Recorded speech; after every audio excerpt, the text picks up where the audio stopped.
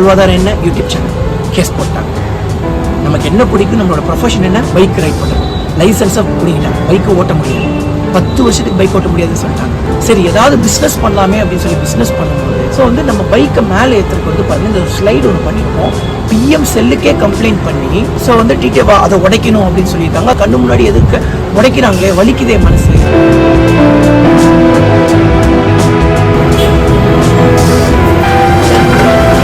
Business பண்ண விட மாட்டாங்க, யூடியூப் சேனல் பண்ண விட மாட்டாங்க, பைக் ஓட்ட விட மாட்டாங்க. என்கிட்ட இருக்கிறது எல்லாத்தையுமே பிடிங்கிட்டு அப்போ நான் என்ன பண்ணணும்? நான் செத்து போயிடுவேன்.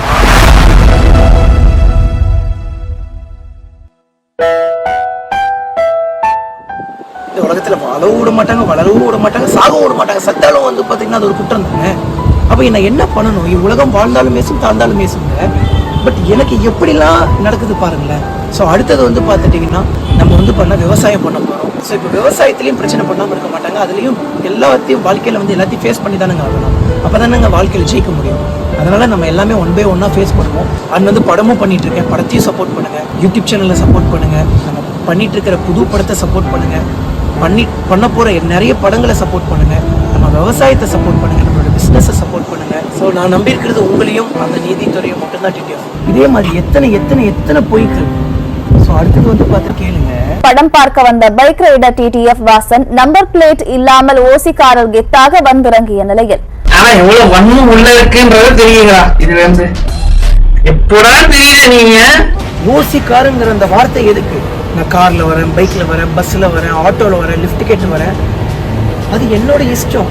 ஒரு ஃபினான்ஷியல் ரீதியாக நான் பார்த்துட்டிங்கன்னா நான் ஆட்டோவில் வரலாம், லிஃப்ட் கேட்டு வரலாம். ஸோ என் நண்பரோட காரில் வரலாம். என்கிட்ட கார் இல்லாததுனால நான் காரில் ஃப்ரெண்டோட காரில் வரலாம். அது ஓசி கார்னு நான் என்றைக்குமே நினச்சது கிடையாது. நான் ஒரு பைக்கர், எனக்கு எதுக்கு கார்? நினச்சி பாருங்க, நான் கார் லைசன்ஸே எடுக்காத ஒரு பைக்கர். அப்படி இருக்கும்போது நான் கார் வாங்குவேன்னா?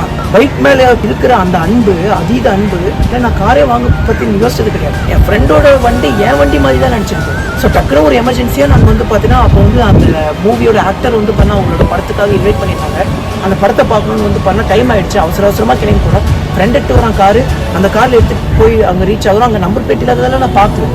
இப்போ எக்ஸாம்பிளுக்கு ஒரு பொதுவான மனுஷன், நீங்கள் ஒரு இடத்துக்கு முக்கியமாக போகணும், டக்குன்னு கேப் போடுறீங்க, கேப் வருது, கேப்ல ஏறி உட்காந்து போறீங்க, அங்கே மதிப்புமிக்க காவல்துறை வண்டியை நிப்பாட்டுறாங்கன்னா அங்கே யாருக்கு பிரச்சனை? காரோட ஓனருக்கும் அந்த கார் ஓடிட்டு வந்தவங்களுக்கு தானே பிரச்சனை. அப்புறம் எப்படி எனக்கு பிரச்சனையை கொடுக்க முடியும்? நான் ஒரு இடத்துக்கு முக்கியமாக அது இதுவே நான் போயிருந்தா டிடிஎஃப் வாசன் ஓட்டி வந்த கார் அதிவேகத்தில் வந்துட்டு நம்பர் பிளேட் இல்லை, ஆர்சி புக் இல்லை, இன்சூரன்ஸ் இல்லை. நான் ஒரு 4 இடத்துக்கு இம்பார்ட்டண்ட்டாக போகணும் அப்படிங்கும்போது எமர்ஜென்சி யார்கிட்டே வண்டி கேட்கும்போது அந்த எமர்ஜென்சி டைமில் போய் நான் வண்டியில் நம்பர் கரெக்டாக இருக்கா, எஃப்சி கரெக்டாக இருக்கா, ஆர்சி புக் இருக்கா, இது இவன் வண்டி தானே, யார் வண்டியில பார்க்க முடியாது இல்லைங்க. அப்படி பார்த்து நம்மளுக்கு இனிமேல் அடுத்த வாட்டி வரவே வேணாம்னு சொல்லிடுவாங்க இல்லைங்க. அந்த ஓசி காருங்கிற அந்த வார்த்தை எதுக்குங்க?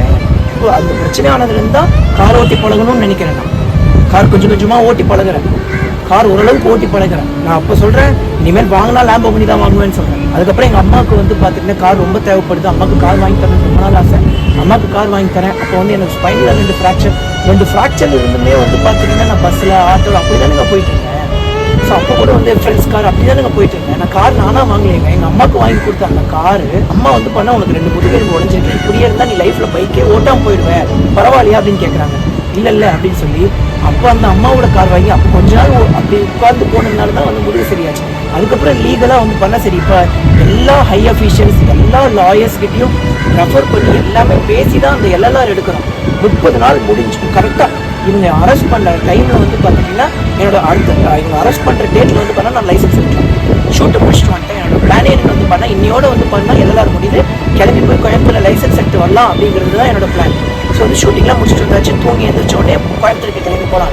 தூங்கி எழுந்திரிக்கிறதுக்கு முன்னாடி எழுப்பி கூப்பிட்டு வந்துட்டாங்களே, என்னால் லைசன்ஸ் எடுக்க முடியல. பட் இப்போவும் பண்ண எல்எல்ஆர் வச்சுட்டு இன்னும் 5 மாதங்கள் என்னால் ஓட்ட முடியும். அந்த 5 மாதத்துக்குள்ளே போய் லைசன்ஸ் எடுத்துக்கிட்டா போதும். நான் அதுக்குள்ளேயே பார்த்தீங்கன்னா நான் போய் பார்த்துட்டிங்கன்னா இந்த பைக் லைசன்ஸுக்கு பண்ணால் எல்லா மறுபடியும் பண்ண எல்லாத்தையும் லீகலாக பண்ண ஃபேஸ் பண்ணி அந்த பைக் லைசன்ஸையும் வாங்க போகிறேன்.